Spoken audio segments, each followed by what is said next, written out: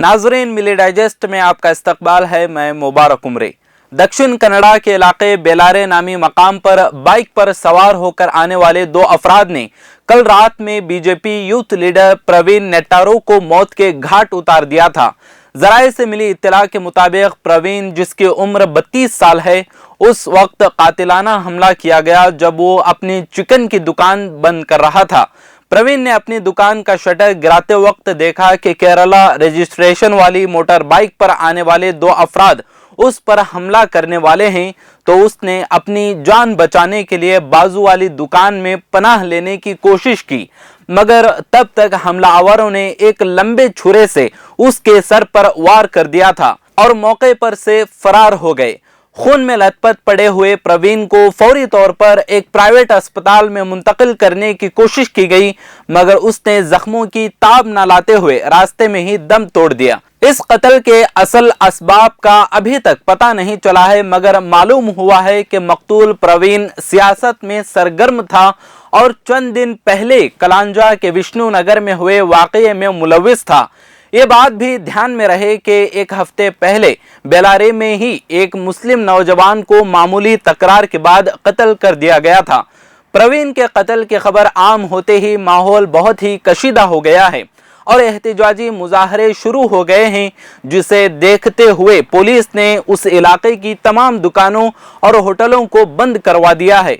प्रवीण की लाश जब पुतूर के प्रगति सुपर स्पेशलिटी हॉस्पिटल में रखी गई थी, तो उस कत्ल की मजम्मत करते हुए बीजेपी कारकुनान ने वहां एहतिजाजी धरना दिया और मुतालबा किया कि डिप्टी कमिश्नर मौके पर पहुंचकर उनकी बात सुने। डीसी के बजाय जब असिस्टेंट कमिश्नर मौके पर पहुंचे तो एहतिजाजियों ने उनकी बात सुनने से इनकार कर दिया।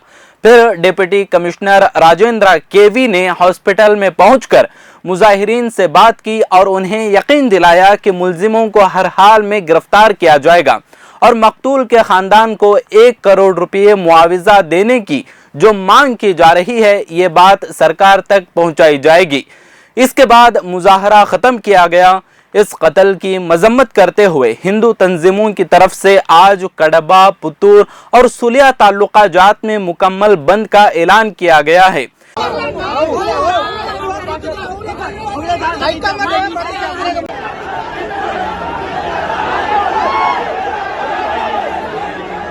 साथ ही मुजाहिरीन ने मौके पर पहुंची एमपी नलिन कुमार कटील की कार को घेर लिया और बीजेपी मुर्दाबाद के नारे लगाने लगे।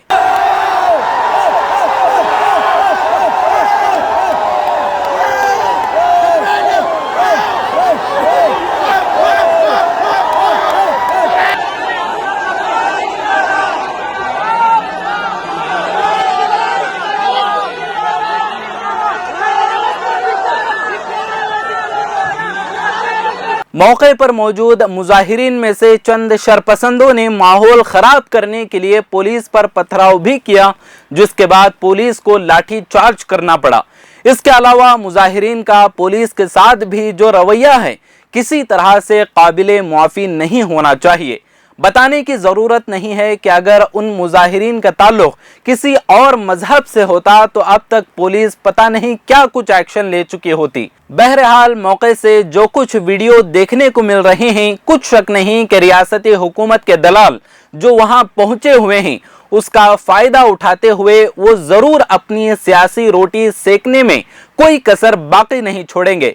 मामले से जुड़ी आगे की मजीद तफसीलात से भी हम आपको आगाह करते रहेंगे। उनको जानने के लिए जुड़े रहिए हमारे साथ और देखते रहें मिली डाइजेस्ट।